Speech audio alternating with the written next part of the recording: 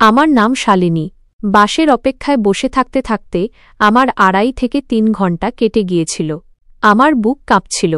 আমার স্বামী আমাকে তালাক দিয়ে মাঝরাতে বাড়ি থেকে বের করে দিয়েছে। আমার বাপের বাড়ি ছিল দেরাদুনে, আর বিয়ে হয়েছিল সাহারানপুরে। এক প্রতিবেশী আমার ওপর দয়া করে আমাকে বাসস্ট্যান্ডে বসিয়ে দিয়ে গিয়েছিল। হাতে ধরা কিছু টাকা ঘামে ভিজে যাচ্ছিল, কারণ হঠাৎই আমার পেটে তীব্র ব্যথা শুরু হয়েছিল। রাত 2টো বাজছিল। দূর দূর পর্যন্ত কোনো মহিলা তো দূর, কোনো পুরুষও নজরে পড়ছিল না। ব্যথায় আমি চিৎকার করে ছটফট করে উঠলাম। এই সময় একটা কম বয়সী ছেলে আমার দিকে দৌড়ে এল, কিন্তু আমার অবস্থা দেখে সে ঘাবড়ে গেল। আর তারপর সে আমার সাথে যা করল তাতে মানুষত্বের ওপর থেকে বিশ্বাসী করে। আমি তখন 9 বছরের ছিলাম যখন আমার মা আমাকে এই দুনিয়া ছেড়ে চলে গিয়েছিলেন, আর বাবার মৃত্যু তো তখনই হয়ে গিয়েছিল যখন আমি মাত্র 3 বছরের ছিলাম। মা আমাকে খুব ভালোবাসতেন, বাবাও খুব ভালোবাসতেন, কিন্তু বাবার সাথে আমি বেশি সময় কাটাতে পারিনি। আমার এক বড় দাদা ছিল যার নাম আকাশ। বাবার মৃত্যুর পর মা সংসারের সব বোঝা দাদার ওপর চাপিয়ে দিয়েছিলেন। মা কি আর চাপিয়েছিলেন, তিনিই তো বাড়ির একমাত্র ছেলে ছিলেন, তাই তাকেই এই বাড়ির দেখাশোনা করতে হতো। এক তার ছোট বোন ছিল আর এক মা ছিল ভালো। তিনি ছাড়া আমাদের আর কে দেখত? এমনিতে তো আমাদের আরও আত্মীয় স্বজন ছিল, কিন্তু বাবার চলে যাওয়ার পর যেন কারও আমাদের আর বিশেষ প্রয়োজনই ছিল না। সময় কাটছিল, আমরা বড় হচ্ছিলাম। আমার দাদার বয়স খুব বেশি ছিল না, কিন্তু তিনি খুব বুদ্ধিমান আর পরিশ্রমী ছিলেন। কম বয়স থেকেই তিনি বাড়ির দায়িত্ব খুব ভালোভাবে সামলে নিয়েছিলেন। তিনি আমার থেকে পুরো 11 বছরের বড় ছিলেন। যখন আমি 9 বছরের ছিলাম তখন তিনি 20 বছরের ছিলেন। যখন আমাদের মায়ের মৃত্যু হল তখন যেন আমরা 2 ভাই বোনের দুনিয়াটাই বদলে গেল। আমার মায়ের মৃত্যু ঋতু পরিবর্তনের জ্বরের কারণে হয়েছিল। ওনার সামান্য জ্বর এসেছিল, কিন্তু তারপর চিকিৎসা করানোর পরে ওনার শরীর ঠিক হল না, আর একদিন ওই জ্বর ওনার প্রাণ কেড়ে নিল। মায়ের মৃত্যুতে আমি এতটুকু বুঝদার তো ছিলাম যে আমার অনুভব হচ্ছিল আমার মা এই দুনিয়া ছেড়ে চলে গেছেন, আর এখন আমি একা তাকে ছাড়া কিভাবে থাকব। কিন্তু সবাই আমাকে সান্ত্বনা দিচ্ছিল, আমার চোখের জল মুছিয়ে দিচ্ছিল, আর আমাকে বোঝাচ্ছিল যে চিন্তা করো না, তোমার দাদা খুব ভালো, তোমার দাদা সবসময় তোমার খেয়াল রাখবে। কিন্তু লোকেদের দেওয়া ওটা আশীর্বাদ ছিল না অভিশাপ, তা আমি জানতাম না। কারণ মায়ের মৃত্যুর কিছুদিন পার হতেই দাদার ব্যবহার হঠাৎ আমার সাথে অদ্ভুত হয়ে গেল। আমি সেই সময় ছোট ছিলাম। আমার মায়ের খুব অভ্যাস ছিল, কারণ শুরু থেকেই আমি সবসময় মায়ের সাথে ঘুমাতাম। তিনিই আমাকে নিজের হাতে খাইয়ে দিতেন, তিনিই আমাকে নিজের হাতে তৈরি করে স্কুলে পাঠাতেন। কিন্তু তার চলে যাওয়ার পর তো যেন আমার জীবনটাই পুরোপুরি বদলে গেল। আকাশ দাদা তো নিজের কলেজে চলে যেতেন। দাদা পড়াশোনা করার পাশাপাশি বাড়ি বাড়ি গিয়ে বাচ্চাদের টিউশনও পড়াতেন। আমি সারাদিন বাড়িতে একা থাকতাম। মাঝে মাঝে নাদানিতে বাড়ি খোলা রেখে পাড়ার বান্ধবীদের সাথে খেলার জন্য চলে যেতাম। দাদা বিকেলে বাড়ি ফিরে বাজার থেকে খাবার নিয়ে আসতেন। তিনি আমাকে খুব বকতেন যে তুমি বাড়িতে কেন থাকো না, বাড়ির দরজা খোলা রেখে কোথায় চলে যাও, আর কেন সারাদিন কাঁদতে থাকো? মা চলে গেছে তো এতে আমার কি দোষ? এখন নিজেকে বদলে ফেলো, তুমি বড় হচ্ছ, আর বাচ্চা নেই। কম বয়সেই দাদা আমার পড়াশোনা ছাড়িয়ে আমাকে বাড়ির কাজে লাগিয়ে দিলেন।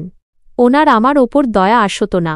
তিনি কিছুদিন পর্যন্তই বাজারের খাবার এনেছিলেন, কিন্তু তারপর তিনি বলেছিলেন যে এখন আর বাড়ি বাড়ি গিয়ে খেলার দরকার নেই।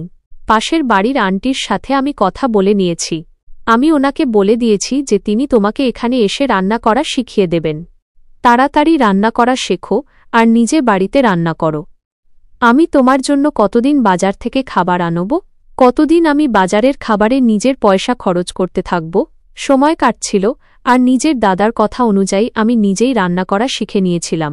পাশের বাড়ির উর্মিলা আন্টি আমাকে সব রকমের রান্না করা শিখিয়ে দিয়েছিলেন। আমি ছোট ছিলাম, আমার বয়স ছিল যে আমি এই সময় খেলনা দিয়ে খেলি, কিন্তু আমার হাতে রান্নাঘরের বাসন চলে এসেছিল, যা সারা জীবন আমার ভাগ্য হয়ে গিয়েছিল। তারপর আমি এমন রান্নাঘরে ঢুকলাম যে আমার সারা জীবন ওখানেই কেটে গেল। নিজের হাতে রান্না করতে করতে, নিজের বাড়িকে সাজাতে সাজাতে, নিজের বাড়ির এক একটা কাজ করতে করতে ছোটবেলা থেকেই পুরো দায়িত্ব আর সংসার আমি ভালোভাবে সামলে নিয়েছিলাম। যদিও ছোটবেলায় অনেকবার নিজের ছোট ছোট হাত উনুনে পুড়িয়েছি। রুটি ঠিকমতো হতো না, কিন্তু তবুও নিজের ছোট ছোট হাতে বাঁকা তেড়া রুটি বানিয়ে নিজের আকাশ দাদাকে খাইয়েছি। দাদা তো যেন পুরোপুরি বদলে গিয়েছিলেন। ওনার আমার ওপর কোনো দয়া আসত না। ওনার আমার কোনো প্রয়োজন চোখে পড়ত না। শুধু ওনার এতটুকু জানা ছিল যে ওনাকে নিজের পড়াশোনা করতে হবে, নিজের চাকরি করতে হবে, আর বাড়িতে রেশন ভরতে হবে। বাকি ওনার মনে হতো যে আমি বাড়িতে সব রেশন ভরে দিই, চাকরি করি, তাই আমার বোন পেট ভরে খেতে পায়। এটাই তার জন্য যথেষ্ট। ওনার এটা জানা ছিল না যে ওনার বোনের মনেও বাকি মেয়েদের মতো বাইরে ঘোরার ইচ্ছে থাকে, নতুন জামা কাপড় পরার ইচ্ছে থাকে, মেকআপ করার ইচ্ছে থাকে। কিন্তু আমার কাছে কিছুই ছিল না। সময় কাটছিল। আমি এখন 18 বছরের হয়ে গিয়েছিলাম। আর বছরে দাদা শুধু আমার দিয়ে নিজের সেবা করিয়েছিলেন। আমি চুপচাপ নিজের বাড়িতে থাকতাম, বাড়ির সব কাজ করতাম, বাড়ির দরজা ভেতর থেকে সবসময় বন্ধ রাখতাম, কারণ দাদার কড়া আদেশ ছিল আমি বাড়ির ভেতরে কাউকে আসার অনুমতি না দিই আর নিজেও বাড়ি থেকে বাইরে না বেরোই। ওনার ভয়ে আমি কখনো ওনাকে অভিযোগের সুযোগ দিইনি। আমি সবসময় নিজের দাদাকে সম্মান করতাম, কিন্তু বিনিময়ে তিনি আমাকে সবসময় অবহেলা করেছেন। আমি যুবতী হয়ে গিয়েছিলাম। 4 দেওয়ালের ভেতরেই আমার অর্ধেক জীবন কেটে গিয়েছিল। একদিন দাদা বললেন যে আমি বিয়ে করছি, মেয়ে আমি পছন্দ করে নিয়েছি। আমি খুব খুশি হয়েছিলাম যে চলো ভালোই হলো, বাড়িতে বৌদি আসবে তো আমারও সাহায্য হয়ে যাবে আর আমাকে একা থাকতে হবে না, আমার মন ভালো থাকবে। আমার মনে হয়েছিল দাদার বিয়ে ধুমধাম করে হবে। আমি অনেক কেনাকাটা করব, বাড়ির বাইরে বেরোব, বৌদির সাথে গল্প করব। দাদা আমাকে নিজের শ্বশুরবাড়ি নিয়ে যাবেন। আমি বোন হয়ে নিজের বৌদির স্বাগত জানাব। কিন্তু এমন কিছুই হয়নি। একদিন হঠাৎ দাদা গলায় মালা পরা একটা মেয়েকে নিজের সাথে নিয়ে চলে এলেন। আর ওই মেয়েটি অন্য কেউ নয়, আমার বৌদি ছিল। হবু বৌদি নয়, বরং হয়ে যাওয়া বৌদি। দাদা আর বৌদি মন্দিরে বিয়ে করে নিয়েছিলেন, আর ওনারা সব রীতিনীতি সম্পন্ন করার পরেই বাড়িতে ঢুকেছিলেন। এসব দেখে আমার চোখে জল চলে এসেছিল। আমি নিজের চোখে কত কি স্বপ্ন সাজিয়েছিলাম, কিন্তু দাদা তো আমার সব স্বপ্নের ওপর জল ঢেলে দিলেন। আমি ওনাকে বলেছিলাম যে দাদা, আপনি ভালো চাকরি করছেন, আপনার নিজের বিয়ে ধুমধাম করে করা উচিত ছিল। কিন্তু দাদার বক্তব্য ছিল যে যখন এমন সাধারণ বিয়েতে সন্ধ্যার কোনো অসুবিধা নেই, তো তাহলে তোমার এত অসুবিধা কেন হচ্ছে? এখন তোমার বৌদি বাড়িতে চলে এসেছে, এর খেয়াল রেখো আর নিজের বৌদিকে সবসময় সম্মান করো। আমাকে কখনো কোনো অভিযোগের সুযোগ দিও না। আমি চুপ হয়ে গিয়েছিলাম। খুশি হয়েছিলাম যে চলো ভালোই হলো, বৌদি বাড়িতে এসেছে। কিন্তু আমি জানতাম না যে বৌদি তো ব্যবহারে দাদার থেকেও 2 কদম এগিয়ে বেরোবে। বৌদির ব্যবহার খুব খারাপ ছিল। তিনি আমার সাথে বেশি কথা বলতেন না, বেশিরভাগ সময় নিজের ঘরেই ঢুকে থাকতেন। বাড়ির কাজ আর বাড়ির সব দায়িত্ব এখনও আমার ওপরই ছিল। বৌদির বাপের বাড়ির লোক আসত, তো আমাকে ওদের সবার জন্য প্রচুর রান্না করতে হতো, চা নাস্তা তৈরি করতে হতো। বৌদি তো একটা বাসনও তুলে এদিক থেকে ওদিক রাখতেন না।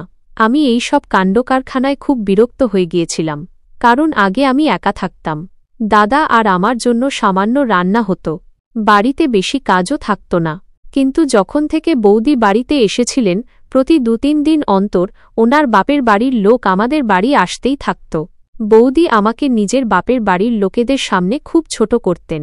কখনো তিনি কাউকে এটা বলেননি যে আমি ওনার ননদ, ওনার বোনের মতো।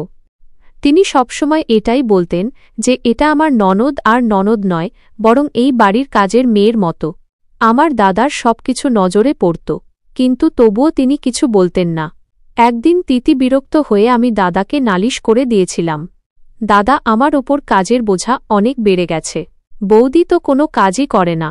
তখনই আমার কথা শুনে দাদার রাগ হয়ে গেল আর বলতে লাগলেন, কি চলে এসেছ তুমি নিজের বৌদির নামে নালিশ করতে? আমার তোমার থেকে এমন আশা ছিল না। তোমার চোখে পড়ে না ওর শরীর ভালো থাকে না, তাই তো ও নিজের ঘরে থাকে। আর তুমি আগে আমরা 2জন লোকের জন্যও তো বাড়ির সব কাজ করতে না। এখন একা সন্ধ্যার আশাতে তোমার বাড়ির কাজের লোড বেশি মনে হতে শুরু করেছে। আমার লজ্জা করে তোমাকে নিজের বোন বলতে। আমি এরপর দাদাকে কিছু বলতে যাচ্ছিলাম, তিনি হাত তুলে আমাকে থামিয়ে দিলেন আর বলতে লাগলেন যে ব্যাস, এখন আর কিছু বলো না। এত সব বাড়ির গল্প। বাড়ির মা বোন আসা নতুন বউকে কাজের মেয়ে মনে করে। যদি তোমার এখন এই বাড়ির কাজ করতে এতই খারাপ লাগে, তো তাহলে আমি তোমার খুব তাড়াতাড়ি ব্যবস্থা করছি। দাদার কথা শুনে আমার চোখে জল চলে এল। সেই রাতে আমার ঘুম আসেনি, আর আমি সারারাত নিজের মা বাবাকে মনে করে কাঁদতে থাকলাম। আর তারপর শীঘ্রই দাদা আমার ব্যবস্থা করার সিদ্ধান্ত নিয়ে নিলেন। বৌদি দাদাকে উস্কানি দিতে কোনো খামতি রাখেনি। বৌদি সবসময় আমার সাথে পরর মতো ব্যবহার করতেন। ওনার আমার কাছে কোনো কাজ থাকত, তখনই আমার সাথে কথা বলতেন। নইলে এক বাড়িতে দুজন লোকের থাকা সত্ত্বেও আমি একাই অনুভব করতাম। সেই জন্য তিনি শীঘ্রই দাদার কানে এই কথাটা ঢুকিয়ে দিলেন যে যত তাড়াতাড়ি সম্ভব নিজের বোনকে বিয়ে দিয়ে বিদায় করে দাও। দাদা এমনিতেও নিজের স্ত্রীর গোলাম হয়ে গিয়েছিলেন। বোন তো ওনার শুরু থেকেই পছন্দ ছিল না। তিনি আমার বিয়ে সাহারানপুর শহরের বাসিন্দা রাজবীরের সাথে করে দিলেন। ওনার বক্তব্য ছিল যে রাজবীর আগে ওনার সাথে পড়াশোনা করত, তাই তিনি ওকে খুব ভালোভাবে চেনেন। কিন্তু ও থাকে নিজের ফ্যামিলির সাথে সাহারানপুরে। আমার কোনো অসুবিধা ছিল না যে আমার বিয়ে দেওয়া হচ্ছিল। এত তো আমি জানতাম যে একদিন না একদিন আমার বিয়ে নিশ্চয়ই হবে। কিন্তু দাদা বৌদি আমাকে নিজেদের থেকে একটু বেশিই দূরে পাঠিয়ে দিচ্ছিলেন। আপাতত আমার বিয়ে হয়ে গেল, আর আমি বিদায় হয়ে নিজের শ্বশুরবাড়ি চলে এলাম। আমার মনে হয়েছিল যে এই বাড়িতে তো আমি শান্তি পাব। এখানে তো আমার কথা শোনার, বোঝার মতো কেউ থাকবে। আসলে আমার নিজের স্বামীর ঘরে শান্তি চাই, আর স্বামীর থেকে ভালোবাসা আর সম্মান। এমনিতে ওনার বাড়িতে বেশি লোক ছিল না। ওনার ভাই ছিলেন, দুজনেই বিবাহিত ছিলেন, আর আলাদা বাড়িতে নিজের ফ্যামিলির সাথে আলাদা থাকতেন। কিন্তু বিয়ের পর আমি জানতে পারলাম যে আমার শান্তি আর ভালোবাসা তো এখানেও জুটবে না, কারণ আমার স্বামীর ব্যবহার খুব খারাপ ছিল। তিনি ছোট ছোট কথায় রেগে যেতেন, ছোট ছোট কথায় রাগ করতেন। যেমন তুমি রান্নায় ঝাল বেশি দিয়েছ, তো এই কথায় তিনি আমাকে বকতেন। আজ তুমি আমার জামাকাপড় ঠিকমতো ধোওনি, আমার জামাকাপড়ে দাগ রয়ে গেছে। তখনও আমাকে খুব খারাপভাবে বকতেন। আমি ওনাকে কিছু বলতাম না, চুপচাপ ওনার বকুনি শুনতে থাকতাম। আমার বিয়ে দেওয়ার পর দাদা বৌদি আমার খোঁজখবর নেওয়াও প্রয়োজন মনে করেননি। আমি এখানে কি অবস্থায় ছিলাম, কি অবস্থায় ছিলাম না, কারও এই বিষয়ে কোনো পরোয়া ছিল না। আমার স্বামীর বাড়িতে আমার সব জিনিসের আরাম ছিল, কিন্তু স্বামী আমার কোনো কদর করত না। তো তাহলে এই সব বিলাসিতা আমার বেকার লাগত। বিয়ের ৩ মাস পরেই ওপরওয়ালা আমাকে মা হওয়ার খুশিও দিয়েছিলেন। এতর পরেও আমার স্বামীর আমার গুরুত্বের একদমই আন্দাজ হয়নি। তার ব্যবহার আগের মতোই ছিল। সে ছোট ছোট কথায় আমাকে অপমান করে দিত। তার অভ্যাসের মধ্যে ছিল যে তার ছোট ছোট কথায় প্রচণ্ড রাগ হয়ে যেত। তার নিজের রাগ কন্ট্রোল করার ক্ষমতা ছিল না। সারা জীবন সে একা ছিল, ভাইয়েরা নিজেদের নিয়ে থাকত। এটা সে অনেক বছর পর যখন স্ত্রীর সঙ্গ পেল, তো সে নিজের সব রাগ নিজের স্ত্রীর ওপর বের করতে শুরু করল। কিন্তু আমি তবুও মা হওয়ার খুশি পেয়ে খুব খুশি হচ্ছিলাম, আর ভাবতাম যে স্বামী যাই বলবে চুপচাপ সহ্য করে নেব। ওপরওয়ালা আমাকে সন্তান দিচ্ছেন, তাই আমার একাকিত্ব দূর হয়ে যাবে। কিন্তু এমন সময় আরএলই না। ওই রাত আমার জীবনের সবথেকে ভয়ঙ্কর রাত ছিল, যখন আমার স্বামী ঘরে ঢুকল। ওনার মেজাজ দেখে আমি বুঝে গিয়েছিলাম যে আজ তিনি খুব রেগে আছেন। আমি প্রায় চুপ থাকতাম। যখন ওনার মেজাজ খুব বেশি ভালো থাকত, তখনই ওনার সাথে কথা বলতাম। হয়তো ওনার অফিসে কারো সাথে ঝগড়া হয়েছিল। তিনি রাগে চিৎকার করে বললেন যে আমার জন্য জল নিয়ে এসো। আমি যেই ওনার জন্য জল নিয়ে এলাম, হঠাৎ আমার হাত থেকে জলের গ্লাস ফসকে মাটিতে পড়ে গেল, আর জল ওনার কাপড়ে ছিটকে পড়ল। ওনার এই কথায় খুব রাগ হল, আর তিনি সেই সময় আমার গালে একটা জোর চড় মারলেন। আমি কাঁপতে কাঁপতে বললাম যে আমার ভুল হয়ে গেছে, আমি এখনই আপনার জন্য অন্য গ্লাস নিয়ে আসছি। কিন্তু তিনি আমাকে চুল ধরে নিলেন, আর বলতে লাগলেন যে তোর একটুও তমিজ নেই, তুই আমাকে কেন রাগ দিস?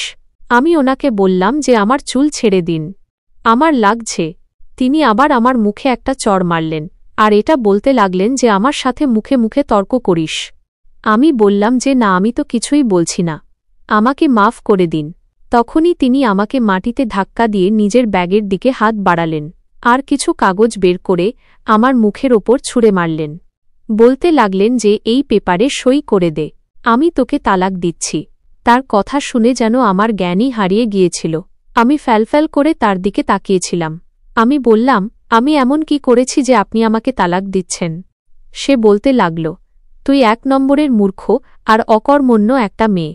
না তুই লেখাপড়া জানিস, আর না তোর এতটুকু বুদ্ধি আছে যে স্বামীর সাথে কিভাবে থাকতে হয়, স্বামীর কাজ কিভাবে করতে হয়। তুই সব কাজেই গোলমাল করে ফেলিস। আমি তোকে নিজের সাথে রাখব না। আমি তার পায়ের কাছে পড়ে গেলাম, ফুপিয়ে ফুপিয়ে কাঁদতে লাগলাম। না, আপনি এমনটা করতে পারেন না। আপনি আমাকে ছাড়তে পারেন না। আমি কোথায় যাব?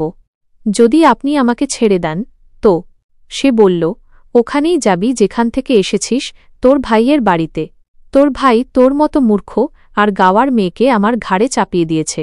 আমি অনেক দিন ধরেই তোকে তালাক দেওয়ার কথা ভাবছিলাম, কিন্তু আজ আমি পুরো কাজ শেষ করেই ঘরে ঢুকেছি। আমি পেপারে সই করে ফেলেছি। এখন তুইও করে দে। আমি সই করতে চাইছিলাম না, কিন্তু আমার স্বামী সেই রাতে আমার মুখে অনেকগুলো থপ্পড় মেরেছিল আর জোর করে আমাকে ভয় দেখিয়ে সই করিয়ে নিয়েছিল। আমাদের দুজনের ডিভোর্স হয়ে গিয়েছিল। সে কাগজগুলো নিজের কাছে রাখল আর ধাক্কা দিয়ে আমাকে ঘর থেকে বের করে দিল। আমি খুব কাঁদছিলাম। আমার পেটে তার সন্তান বড় হচ্ছিল, তার সেটারও কোনো খেয়াল ছিল না। আমাকে ঘর থেকে বের করে দিয়ে সে দরজা বন্ধ করে দিল। রাতের নিস্তব্ধতা সবদিকে ছড়িয়েছিল, আর এই নিস্তব্ধতার কারণে এক অদ্ভুত নীরবতা বিরাজ করছিল। মানুষের পাশাপাশি সব পশু আর পাখিরাও নিজেদের ডেরায় ঘুমিয়েছিল। মাঝে মাঝে কোনো গাড়ির আওয়াজ শোনা যেত, কিন্তু কোনো মানুষই রাতের এই সময় ঘরের বাইরে ছিল না। সময় গড়ানোর সাথে সাথে আমার অস্থিরতা আরও বেড়ে যাচ্ছিল। আমার বুক কাঁপতে শুরু করেছিল। ভয়ের কারণে ঘামে আমার হাতের তালু ভিজে গিয়েছিল, যার কারণে মুঠোয় ধরা কিছু টাকা, যা আমি খুব কষ্টে জমিয়েছিলাম, সেগুলোও ভিজে গিয়েছিল। বাসের অপেক্ষায় বসে থেকে আমার 2.5 থেকে 3 ঘণ্টা কেটে গিয়েছিল, কিন্তু এখনও পর্যন্ত বাসের কোনো নাম নিশানা ছিল না। গভীর শ্বাস নিয়ে আমি আমার আশেপাশে নজর বোলালাম। বাসস্ট্যান্ড একদম জনশূন্য পড়েছিল। কিছু রাস্তার কুকুর দূর থেকে ঘেউ ঘেউ করছিল, আর কিছু নেশাখোর লোক নেশায় চুর হয়ে একপাশে পড়েছিল। তাদের কোনো কিছুরই হুঁশ ছিল না। কিছুক্ষণ পরপর তারা চিৎকার করা শুরু করত, কিন্তু তারপর আবার চুপ হয়ে যেত। ভয়ের কারণে আমার অবস্থা খারাপ হচ্ছিল, আর আমার বুক এমনভাবে ধড়ফড় করছিল যেন পাঁজর ভেঙে বেরিয়ে আসবে। আমার স্বামী আমাকে শুধু এই কারণেই তালাক দিয়ে ঘর থেকে বের করে দিয়েছে, কারণ তার মনে হতো আমি লেখাপড়া জানি না আর তার কোনো কাজ ঠিকভাবে করতে পারি না। যদিও তার সেবা করতে আমি কখনো কোনো ত্রুটি রাখিনি, তবুও সে আমাকে মাঝরাতে ঘর থেকে বের করে দিল। এটাও ভাবল না যে আমি মাঝরাতে কোথায় যাব। সে বলেছিল, বেরিয়ে যা এখনই আমার ঘর থেকে। আমার স্বামীর বলা শব্দগুলো বারবার আমার কানে বাজছিল। তার নিজের গর্ভবতী স্ত্রীর প্রতিও দয়া হয়নি। আমি আমার স্বামীর সাথে পুরো 1 বছর কাটিয়েছিলাম, আর এখন যখন আমি তার সন্তানকে জন্ম দিতে চলেছি, তখন সে আমাকে ঘর থেকে বের করে দিল, আমার সঙ্গ ছেড়ে দিল।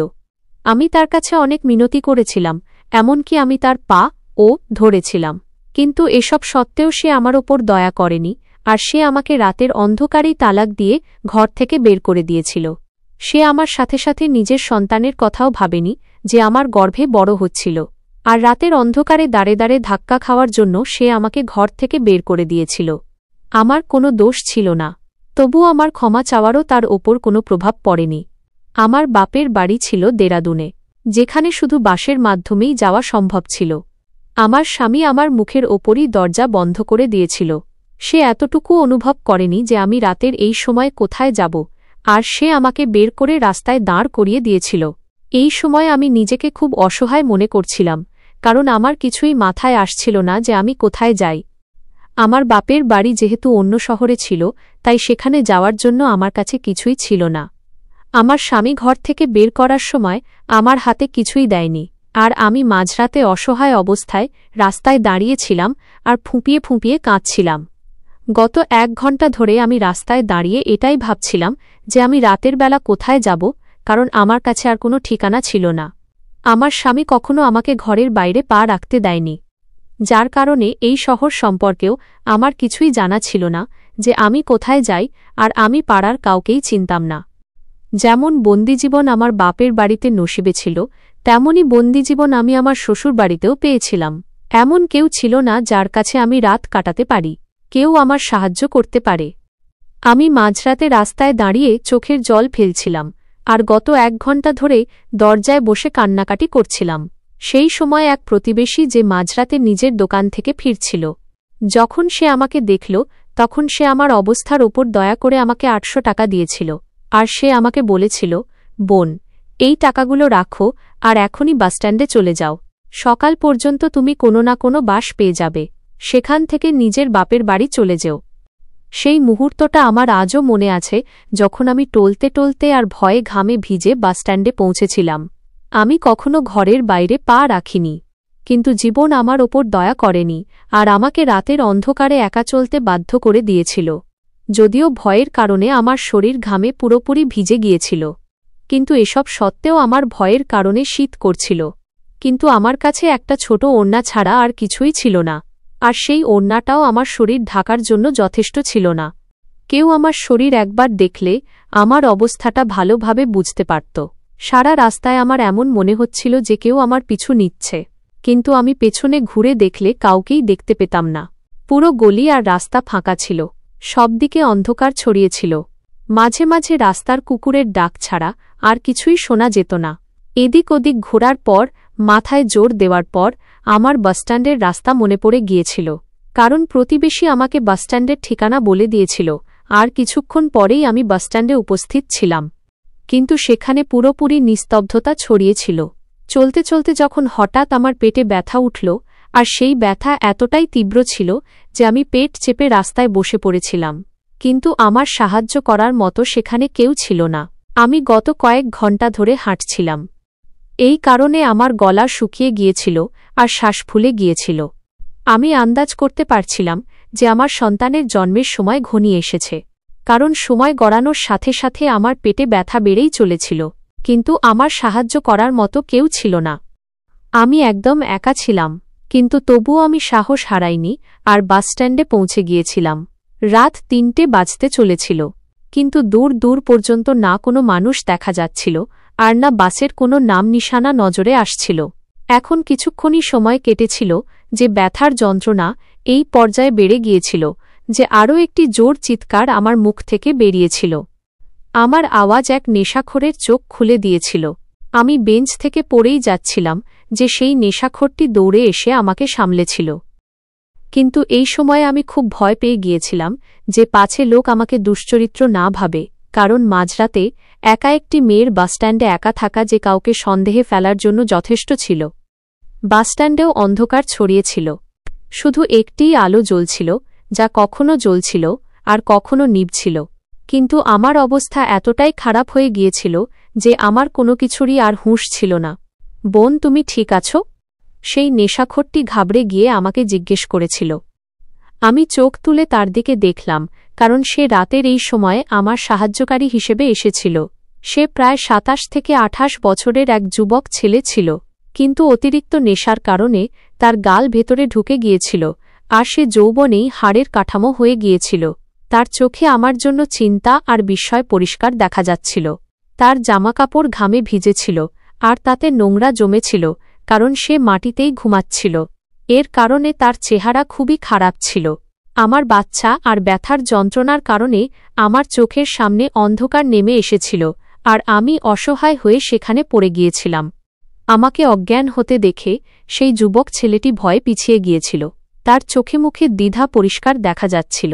কয়েক মিনিট তো সে ইতস্তত করেছিল, কিন্তু কিছুক্ষণ পরেই সে দৌড়ে একটি বোতলে জল নিয়ে এসেছিল আর সে আমার মুখে জলের ছিটা দিয়েছিল, যার কারণে কিছুক্ষণের মধ্যেই আমার জ্ঞান ফিরে এসেছিল।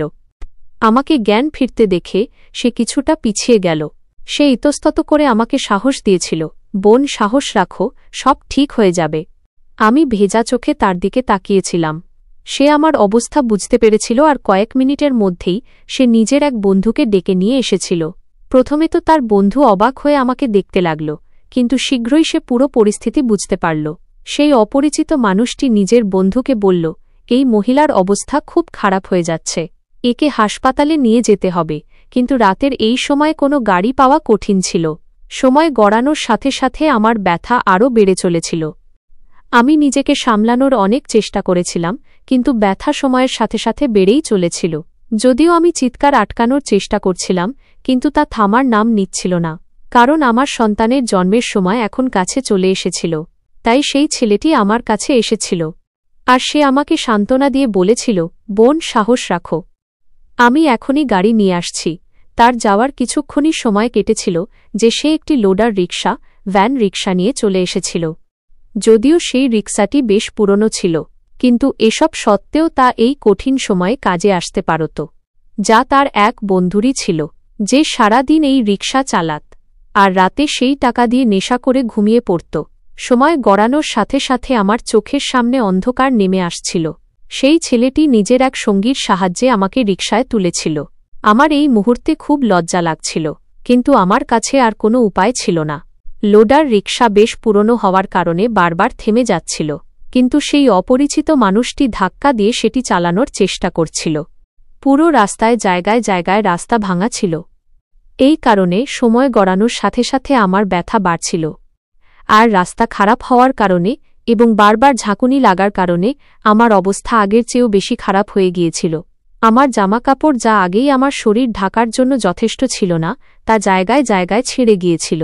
ব্যথার এক তীব্র ঢেউ আমার শরীর থেকে চিৎকার বের করে আনছিল, কিন্তু সেই যুবক ছেলেটি একজন বড় মায়ের মতো আমাকে সান্ত্বনা দিচ্ছিল।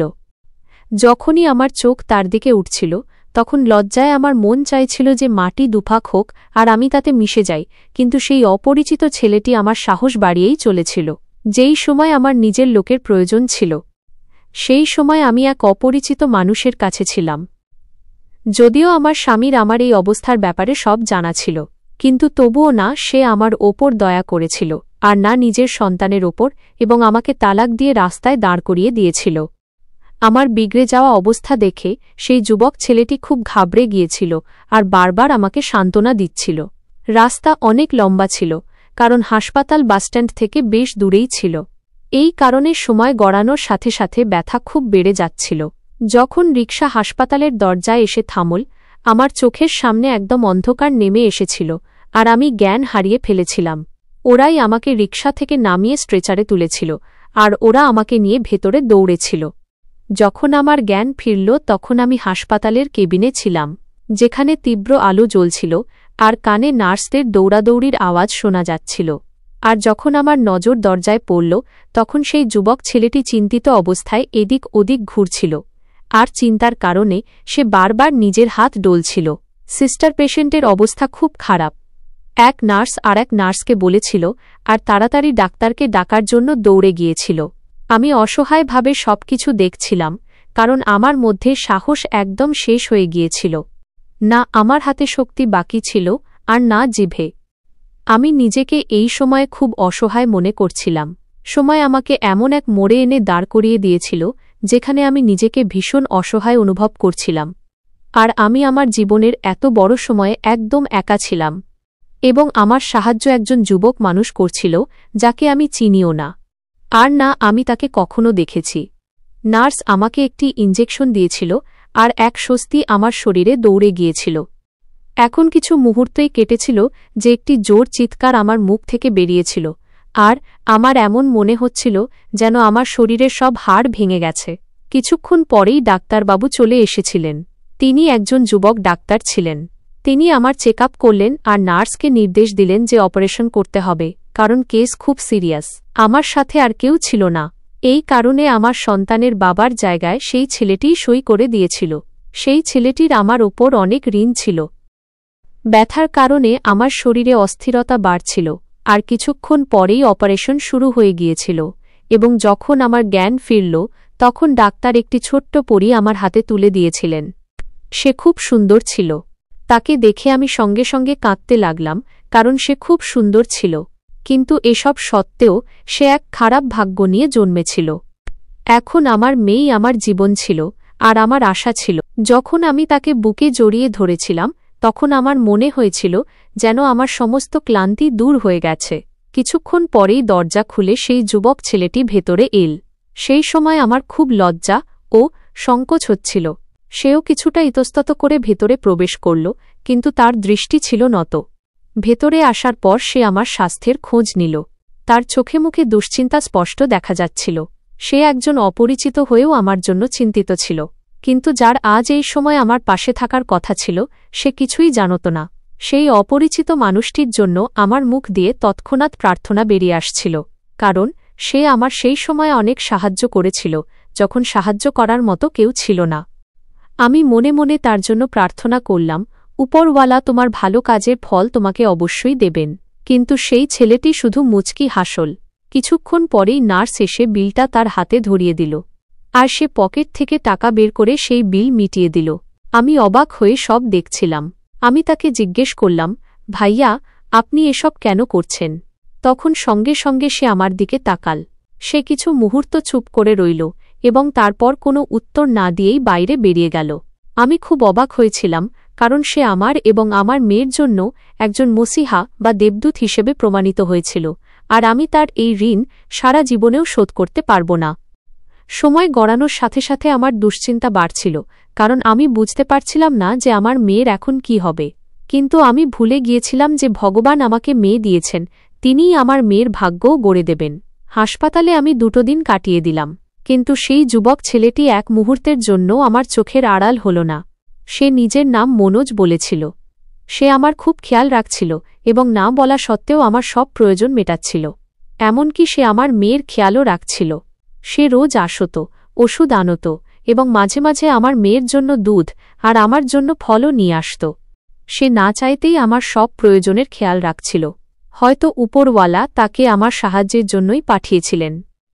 আমি তার ব্যাপারে জানতে চাইছিলাম, কারণ আমার খুব চিন্তা হচ্ছিল যে সে এক মুহূর্তের জন্য আমার চোখের সামনে থেকে সরছে না এবং নিজের বাড়িতেও যাচ্ছে না। আমি তাকে জিজ্ঞেস করেছিলাম, তুমি কে এবং তোমার বাড়ির লোকেরা কোথায়? কিন্তু সে নিজের নাম ছাড়া আমার কোনো কথার উত্তর দিল না এবং চুপচাপ বাইরে চলে গেল। আমি বুঝে গিয়েছিলাম যে সে আমাকে কিছু বলতে চায় না, কিন্তু আমি অনুভব করেছিলাম যে তার চোখে যেন কোনো গভীর বেদনা লুকিয়ে আছে, কারণ আমি বেশ কয়েকবার তাকে কাঁদতে দেখেছি। এই প্রথমবার আমি কোনো পুরুষকে কাঁদতে দেখলাম। সে আমার ভাই এবং আমার স্বামীর চেয়ে অনেক আলাদা ছিল। 3য় দিন ডাক্তার আমাকে হাসপাতাল থেকে ছুটি দিয়ে দিলেন, কিন্তু সবচেয়ে বড় সমস্যা ছিল যে আমি আমার মেয়েকে নিয়ে কোথায় যাব। এটা ভেবেই আমি খুব চিন্তিত হয়ে পড়লাম। কিন্তু মনোজ আমাকে চিন্তিত দেখে ভরসা দিয়ে বলল, বোন, আপনি চিন্তা করবেন না। আমার পাড়ায় এক বৃদ্ধা মা একা থাকেন। আমি ওনার সাথে কথা বলেছি। তিনি আপনাকে ভাড়ায় একটা ঘর দিতে রাজি আছেন। এ কথা শুনে আমার চোখে জল এসে গেল। মনোজ দাদা অপরিচিত হওয়া সত্ত্বেও আমার সব প্রয়োজন মেটাচ্ছিলেন এবং কপালের কোনো ভাঁজ না ফেলেই আমার সাহায্য করছিলেন। সময় গড়ানোর সাথে সাথে আমার ওপর তার ঋণের বোঝা বাড়ছিল। আমার নিজের রক্তের সম্পর্কের আত্মীয়রা যেখানে আমার কষ্ট বোঝার চেষ্টা করেনি, সেখানে একজন অপরিচিত হয়েও সে এত কিছু করছিল। আমি আমার মেয়ের দিকে তাকালাম। সে ঘুমিয়েছিল, কিন্তু আমি সিদ্ধান্ত নিয়ে ফেলেছিলাম যে তার জীবনকে আলোকিত করার জন্য আমাকে সাহস জোগাড় করতেই হবে, কারণ এই ভরা দুনিয়ায় আমি ছাড়া তার আর কেউ নেই। হাসপাতাল থেকে বেরোনোর পর মনোজ দাদা আমার সাথে সাথে আসছিলেন। তিনি একটা রিকশা দাঁড় করালেন এবং আমাকে নিয়ে তার পাড়ায় পৌঁছালেন।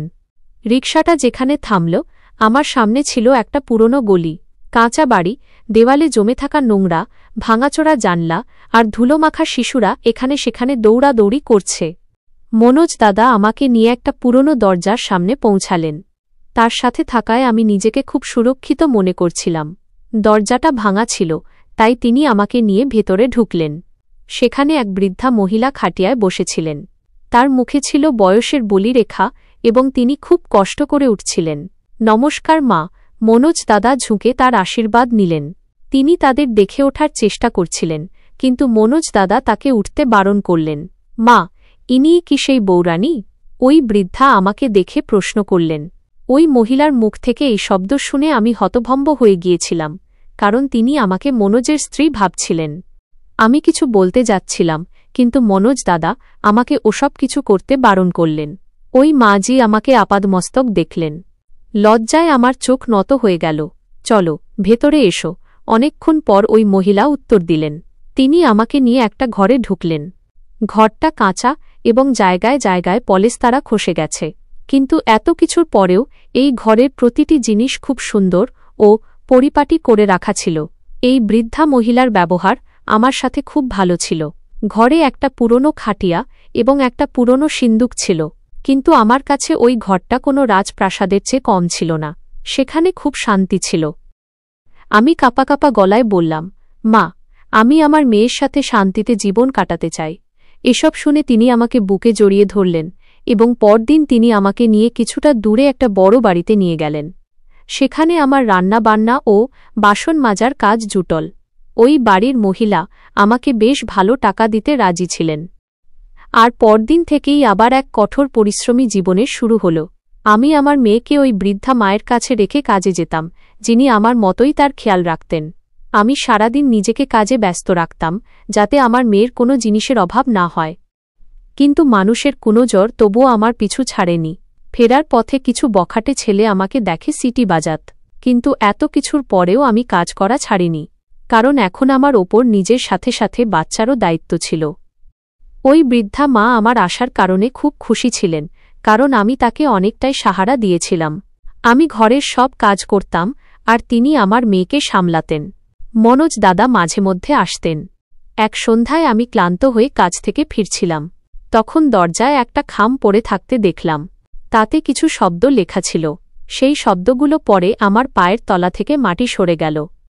আমার ধারণা ছিল না যে আমার স্বামী আমার ব্যাপারে এসব কিছু জেনে যাবে। এর মানে হল সে আমার ওপর নজর রাখছিল। আমার চোখ দিয়ে জল পড়তে লাগল। আমি দৌড়ে আমার মেয়ের দিকে গেলাম, তাকে বুকে জড়িয়ে ধরলাম। আমি এই ভরা দুনিয়ায় তার একমাত্র অবলম্বন। দিন কাটছিল, কিন্তু প্রতিটি দিন এক নতুন পরীক্ষা সঙ্গে নিয়ে আসছিল। সকালে সূর্য ওঠার আগেই আমি বাড়ি থেকে বেরিয়ে যেতাম, আর সন্ধ্যায় ঘামে ভিজে বাড়ি ফিরতাম। কিন্তু সময় গড়ানোর সাথে সাথে পাড়ার পুরুষদের পাশাপাশি মহিলারাও আমাকে নিয়ে কথা বলা শুরু করল। পুরুষরা আমাকে লোলুপ দৃষ্টিতে দেখত। তখন আমার মনে হতো যেন মাটির নিচে দেবে যাই। কিন্তু আমি এই সব কথা চুপচাপ সহ্য করতাম, কারণ আমাকে আমার মেয়ের ভবিষ্যৎ গড়তে হবে। আমি চাইতাম না যে সে আমার মতো জীবন কাটাক। আমি তাকে মজবুত করতে চাইতাম, যাতে তার মধ্যে এতটাই সাহস তৈরি হয় যে সে একাই নিজের জীবন কাটাতে পারে। একদিন পাড়ারই কিছু যুবক আমাকে ত্যক্ত করছিল। ঠিক সেই সময় মনোজ দাদা আবারও আমার সাহারা হয়ে এলেন। তিনি আমাকে শুধু নিজের বোনই মানেননি, বরং আপন ভাইয়ের চেয়েও বেশি অধিকার ও দায়িত্ব পালন করছিলেন। তাকে দেখে আমার চোখ দিয়ে জল পড়া শুরু হল। তিনি ওই ছেলেদের মারধর শুরু করলেন। তারা আমার কাছে ক্ষমা চেয়ে পালিয়ে গেল। এই ঘটনার রেশ কাটতে না কাটতেই আর একটা অদ্ভুত ঘটনা আমাকে নাড়িয়ে দিল। যখন আমি কাজ থেকে ফিরছিলাম, দরজায় এক অপরিচিত লোক দাঁড়িয়েছিল, এবং তার হাতে আমার স্বামীর পাঠানো একটা খাম ছিল, যাতে সে আমাকে হুমকি দেওয়ার চেষ্টা করেছিল। সেই সারা রাত আমি জেগে কাটিয়েছিলাম, কিন্তু পরের দিনটি সেই দিনের চেয়েও বড় পরীক্ষা নিয়ে এল। যখন আমি বৃদ্ধা মায়ের সাথে বাজারে গিয়েছিলাম, তখন আমার স্বামী আমাকে কিডন্যাপ করার জন্য কিছু লোক পাঠিয়েছিল, কিন্তু বাজারে মা জি কিছু লোকের সাহায্যে আমাকে বাঁচিয়ে নিলেন। এক রাতে হঠাৎ শুরু হওয়া বৃষ্টি সবকিছু ওলটপালট করে দিয়েছিল। গত কয়েক ঘণ্টা ধরে বৃষ্টি হচ্ছিল, কিন্তু রাত তখন 9:30 বেজে গেছে এবং দরজায় কড়া নাড়ার শব্দ শুরু হয়েছে। এই শব্দে মা জির সাথে সাথে আমিও চমকে গিয়েছিলাম, কারণ আমরা দুজনেই খুব ভয় পেয়েছিলাম। কোথাও আমার স্বামীর পাঠানো লোকেরা চলে আসেনি তো। কিন্তু কিছুক্ষণ পর আমি সাহস সঞ্চয় করলাম, এবং যখন দরজা খুললাম, দেখলাম সামনে মনোজ দাদা বৃষ্টিতে ভিজে দাঁড়িয়ে আছেন। তার হাতে আমার ওষুধের পাশাপাশি কিছু ফলও ছিল। সময় গড়ানোর সাথে সাথে তার ঋণের বোঝা বেড়েই চলেছিল। তিনি ঘরের ভেতরে মা জির সাথে বসলেন। তার মুখে এক অদ্ভুত প্রশান্তি ছিল, যা আমাকে তার দিকে টানছিল। তিনিই ছিলেন আমার আসল ভাই। যখন সারা পৃথিবী আমার থেকে মুখ ফিরিয়ে নিয়েছিল, তিনিই আমাকে সাহায্য করেছিলেন, এবং প্রতিটা কঠিন সময়ে আমার পাশে দাঁড়ানোর জন্য তিনি সবসময় প্রস্তুত থাকতেন। কিছুক্ষণ চুপ থাকার পর আমি তাকে জিজ্ঞেস করলাম, দাদা, আপনি আমার জন্য এসব কেন করছেন? তিনি হাসলেন, কিন্তু কিছুক্ষণ পরেই তিনি তার দৃষ্টি নত করলেন। কিছুক্ষণ পর তিনি ধীর গলায় বললেন, কিছু দুঃখ একই রকম হয়। কিন্তু আমি তার এই কথার মানে কিছুই বুঝতে পারিনি। কিছুক্ষণ পর তিনি বলতে শুরু করলেন, আমিও একসময় সংসারওয়ালা ছিলাম। আমার মা বাবা এবং আমার একটা বোন ছিল, যার মধ্যে আমার প্রাণ ছিল। আমার বাবা দিনমজুর ছিলেন, তাই একদিন ছাদ থেকে পড়ে গিয়ে তিনি মারা যান। বাবার মৃত্যুর শোক সহ্য করতে না পেরে কিছুদিন পরেই আমার মা মারা যান। শুধু আমি আর আমার বোন বেঁচে ছিলাম। তার গলা ধরে এসেছিল এবং চোখ দিয়ে জল পড়ছিল। তিনি একটু পরে আবার বলতে শুরু করলেন, সেই সময় আমার বয়স কম ছিল, তাই প্রতিবেশীরা কিছুদিন সাহারা দিয়েছিল। কিন্তু সময় গড়ানোর সাথে সাথে সবাই সরে যেতে শুরু করল, কারণ কেউ অন্য কারোর বোঝা বইতে চায় না। আমি সারাদিন হাড়ভাঙা খাটনি খাটতাম, যাতে আমার বোনের কখনো কোনো জিনিসের অভাব না হয়। সকালে বাড়ি থেকে বেরোতাম আর সন্ধ্যায় ফিরতাম। আমার বোনকে আত্মীয়রা তাদের কাছে রেখেছিল। তখন তার বয়স ছিল মাত্র ১৬ বছর। আমি আমার বোনের জন্য দিনরাত পরিশ্রম করতাম এবং যা টাকা বাঁচত সব পাঠিয়ে দিতাম যাতে তার কোনো কষ্ট না হয়। আত্মীয়রা তাকে আশ্রয় তো দিয়েছিল, কিন্তু কিছুদিন পরেই তারা আমার প্রাণের চেয়ে প্রিয় বোনকে বিক্রি করে দেয়। আমি আমার বোনকে খোঁজার অনেক চেষ্টা করেছিলাম, কিন্তু তাকে আর পাওয়া যায়নি। আমি পুলিশের সাহায্য নেওয়ারও চেষ্টা করেছিলাম, কিন্তু পুলিশ আমার কথাকে গুরুত্ব দেয়নি এবং আমাকে ধাক্কা দিয়ে বের করে দিয়েছিল। সেই সময় তার চোখ দিয়ে অঝরে জল পড়ছিল এবং গলা কাঁপছিল। তার কথা শুনে মা জির সাথে সাথে আমার চোখ দিয়েও জল বেরিয়ে এল। তিনি আরও বললেন, আমি এই দুঃখ ভুলতেই নেশা করা শুরু করেছিলাম, কিন্তু যখন আমি আপনাকে কঠিন পরিস্থিতিতে দেখলাম তখন আমার বোনের কথা মনে পড়ে গেল, যার মধ্যে আমার প্রাণ ছিল। সেই সময় আমি আপনাকে নিজের বোন মেনে নিয়েছিলাম এবং আপনার সাহায্য করা শুরু করেছিলাম। যখনই আমি আপনার সাহায্য করি আমার বোনের কথা মনে পড়ে এবং আমি এমন এক শান্তি পাই যেন আমি আমার নিজের বোনেরই সাহায্য করছি। আমরা দুজনেই ভেতর থেকে ভেঙে পড়েছিলাম। তিনি তার বোনকে হারিয়েছিলেন, আর আমি আমার নিজের ভাইয়ের জন্য কি না করেছি। তবুও সে নিজেই আমাকে নিজের হাতে দূরে ঠেলে দিয়েছে। একদিকে আমার সেই ভাই যার সাথে আমার রক্তের সম্পর্ক ছিল, যে কখনো আমার পরোয়া করেনি, আর অন্যদিকে এই ভাই যার সাথে আমার কোনো সম্পর্ক ছিল না, কিন্তু তবুও সে আমাকে নিজের সগী বোনের চেয়েও বেশি ভালোবেসেছে। সেই রাত তিনি মা জির ঘরেই কাটিয়ে দিলেন। সেই রাতে আমি খুব শান্তিতে ঘুমালাম, কারণ উপরওয়ালা আমাকে সাহায্য করার জন্য তাকে মসিহা করে পাঠিয়েছিলেন। তিনি আমার যন্ত্রণা বুঝতেন, কারণ তিনিও ভেতর থেকে ভাঙা ছিলেন। মনোজ দাদার গল্প শোনার পর আমার মনে শান্তি এল যে আমাকেও বোঝার মতো কেউ আছে। আমাকে শুধু নিজের জন্য নয়, বরং আমার মেয়ের জন্যও এখন সাহসী হতে হবে, কারণ সেই ছিল আমার সমস্ত আশা ভরসার কারণ এবং আমার জীবনের একমাত্র অবলম্বন। বৃদ্ধ বয়সে সেই আমার কাজে আসত এবং তার জন্যই আমাকে সাহসের সাথে কাজ করতে হতো, কারণ আমার জীবনের বেশিরভাগ সময় তো কেটেই গিয়েছিল, কিন্তু আমার মেয়ের পুরো জীবন এখনও বাকি ছিল। আমাকে তার সাহারা হতে হতো, কারণ আমি আমার মেয়েকে শক্তপোক্ত বানাতে চেয়েছিলাম, যাতে তার কখনো কারো সাহারার প্রয়োজন না পড়ে। কারণ আমি চাইতাম না যে সে কখনো দাঁড়ে দাঁড়ে ধাক্কা খাক। আমি চাইতাম না যে সে জীবনে কখনো কোনো কষ্ট দেখুক।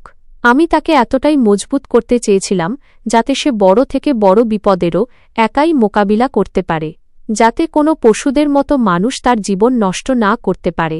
সময় গড়িয়ে যাচ্ছিল, কিন্তু সময় গড়ানোর সাথে সাথে আমার বিপদও বাড়ছিল, কারণ আমার স্বামীর পাঠানো লোকরা আমার বেঁচে থাকা কঠিন করে তুলেছিল।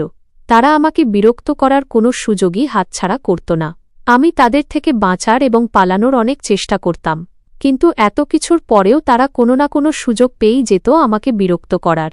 কিন্তু আমি আমার মেয়ের জন্য সাহস হারাইনি। আমি বাড়িতেই সেলাইয়ের কাজ শুরু করে দিলাম, যাতে আমাকে খুব কম বাড়ির বাইরে বেরোতে হয়। প্রথমে তো কেউ আমাকে কাজ দিয়ে বিশ্বাস করতে চাইছিল না, কিন্তু সময় গড়ানোর সাথে সাথে আমার হাতের কাজে বেশ ভালোই সাফাই এসেছিল, যার কারণে কয়েক মাসের মধ্যেই সেলাইয়ের কাজ ভালোভাবে চলতে শুরু করল। পাড়ার কিছু মহিলা কাপড় দেওয়া শুরু করলেন। কেউ নিজের সালোয়ার কামিজ বানাতেন তো কেউ বাচ্চাদের ইউনিফর্ম। সময়ের সাথে সাথে কাজের পরিধি বাড়ছিল, যার ফলে ভালোভাবে সংসার চলে যাচ্ছিল।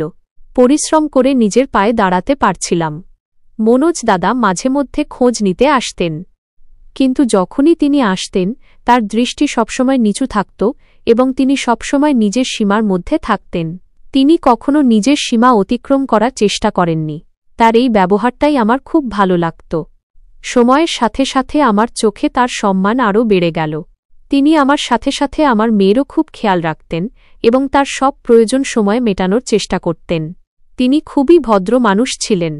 আমার জীবন কিছুদিন শান্তিতেই কাটছিল, কিন্তু আমি জানতাম না যে আমার এই শান্তি মাত্র কয়েকদিনের।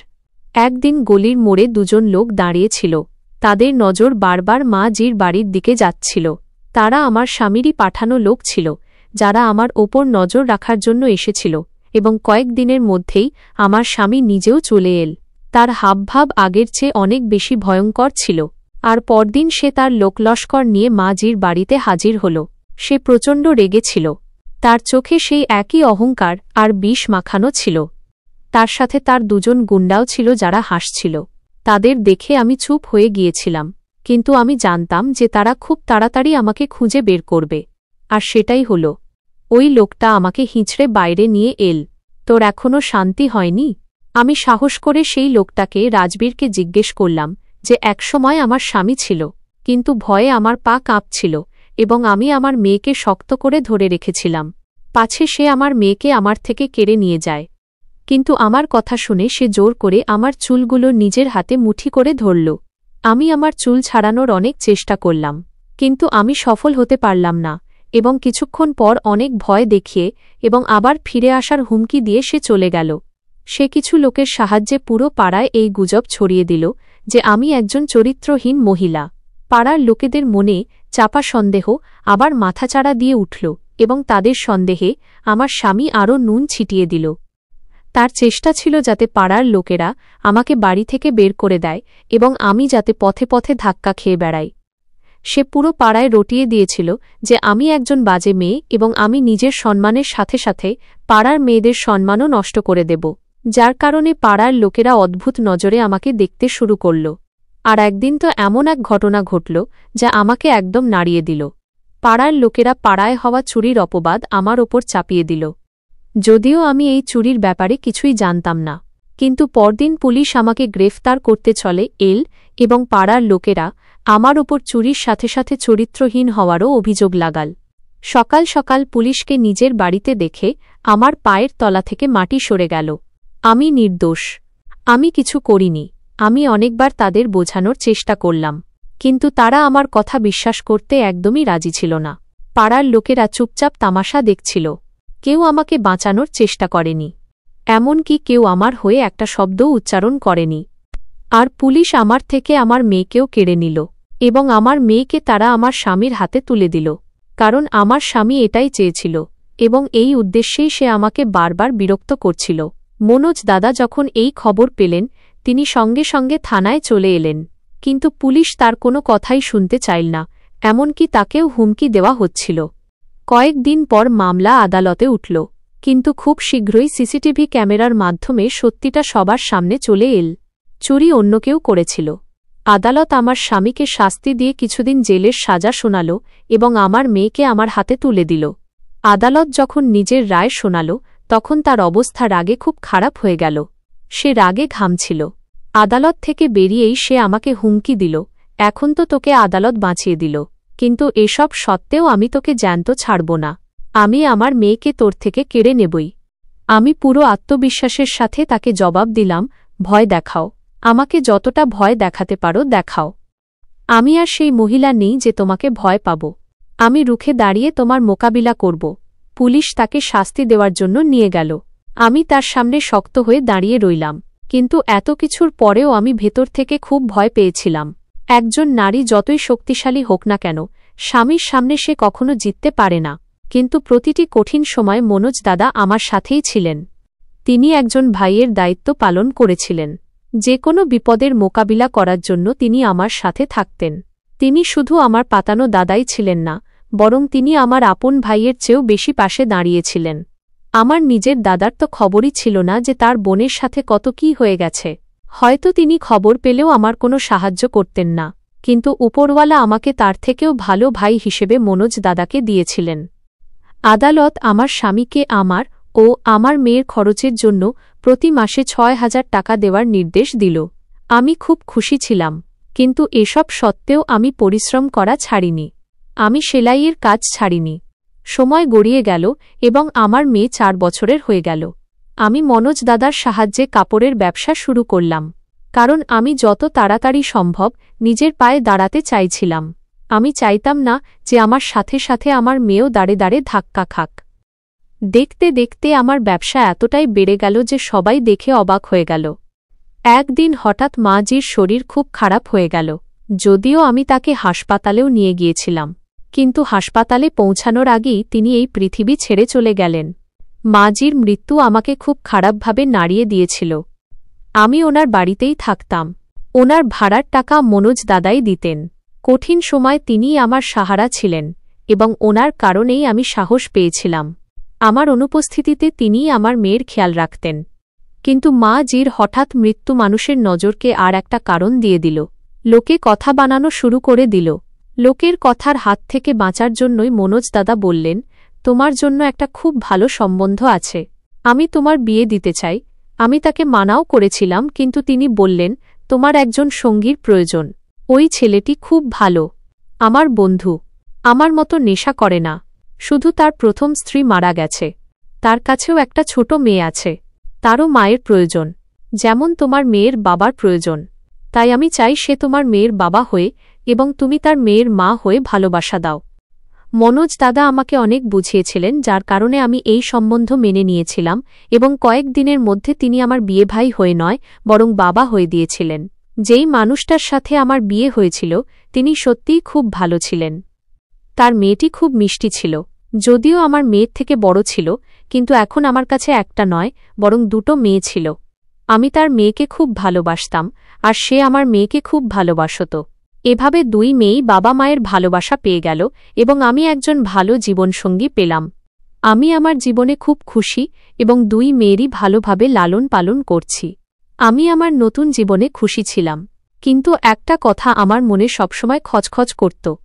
আমার নিজের দাদা ও বৌদি, যারা আমার সবচেয়ে খারাপ সময়েও আমার পাশে দাঁড়ায়নি। আমার মনে আছে যখন আমার স্বামী আমাকে বিরক্ত করছিল এবং পুরো পাড়া আমাকে চোর আর চরিত্রহীন বলছিল, তখন আমি অনেকবার দাদাকে ফোন করার চেষ্টা করেছিলাম, কিন্তু তারা আমার ফোন ধরেনি। আমি জানতাম যে তারা সব জানত, তবুও তারা আমার থেকে দূরত্ব বজায় রেখেছিল।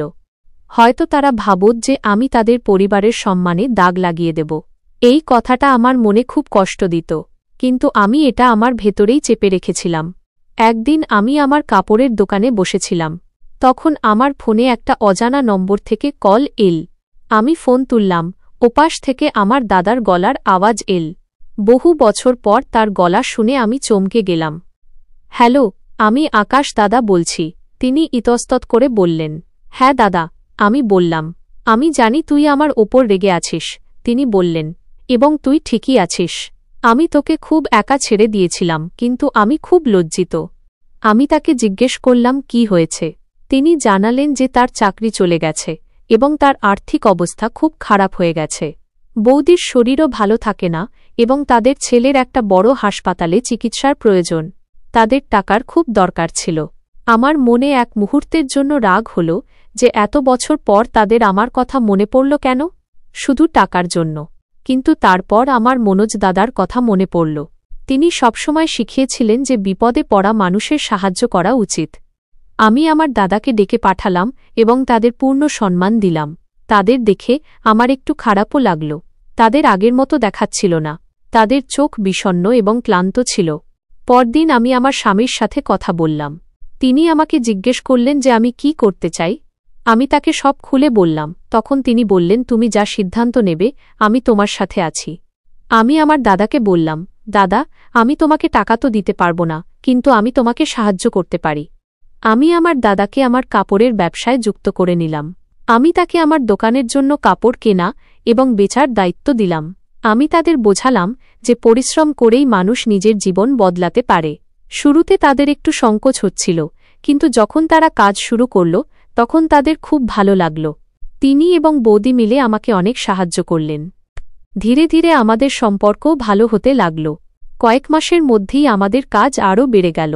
আমার দাদা ও বৌদিও আর্থিক সচ্ছলতা ফিরে পেলেন। তাদের ছেলেও সুস্থ হয়ে গেল এবং তাদের মুখে হাসি ফিরে এল। একদিন আমার বৌদি আমার সামনে এসে বলল, তুমি আমাদের ক্ষমা করে দিয়েছ। তুমি আমাদের কখনো টাকা দিয়ে উপকার দেখাতে পারতে, কিন্তু তুমি আমাদের কাজ দিয়েছ। তুমি আমাদের আবার নিজের পায়ে দাঁড়ানোর সুযোগ দিয়েছ। তুমি একটা বোনের দায়িত্ব পালন করেছ। তার চোখে জল ছিল। আমি তাকে জড়িয়ে ধরলাম এবং বললাম, আমাদের একে অপরের সাহায্য করা উচিত। রক্তের সম্পর্কের চেয়েও বড় কিছু সম্পর্ক থাকে যা মন থেকে জোড়া থাকে।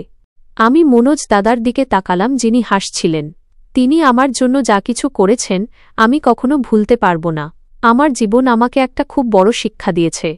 সত্যিকারের সুখ অন্যদের ক্ষমা করা এবং তাদের সাহায্য করার মধ্যেই রয়েছে। যেই লোকেরা আমাদের ছেড়ে দেয় তারা হয়তো ভয় বা বাধ্য হয়ে এমনটা করে, কিন্তু যখন আমরা তাদের দ্বিতীয়বার সুযোগ দিই তখন আমরা নিজেকেও একটা সুযোগ দিই। আমি আমার দাদা ও বৌদিকে ক্ষমা করে শুধু তাদের জীবন সাজাইনি, বরং আমি আমার মনকেও হালকা করে নিয়েছি। আজ আমি আমার স্বামী, আমার মেয়েরা এবং আমার দাদা বৌদির সাথে এক সুখী জীবন কাটাচ্ছি। আমার জীবনে মনোজ দাদার মতো মসিহা এবং আমার স্বামীর মতো জীবনসঙ্গীর স্বাদ সবসময় থাকবে। হ্যাঁ তো বন্ধুরা, আমাদের আজকের এই গল্পটি আপনাদের কেমন লাগল কমেন্ট করে অবশ্যই জানাবেন এবং এমনই গল্প শোনার জন্য আপনারা আমাদের চ্যানেলটি সাবস্ক্রাইব করুন এবং আমাদের এই গল্পে একটি লাইকও করে দেবেন, সাথে শেয়ারও করবেন। আর হ্যাঁ বন্ধুরা, আপনারা এই গল্পটি কোন শহর থেকে শুনছেন সেটাও কমেন্ট করে নিজের শহরের নাম অবশ্যই জানাবেন। ধন্যবাদ বন্ধুরা।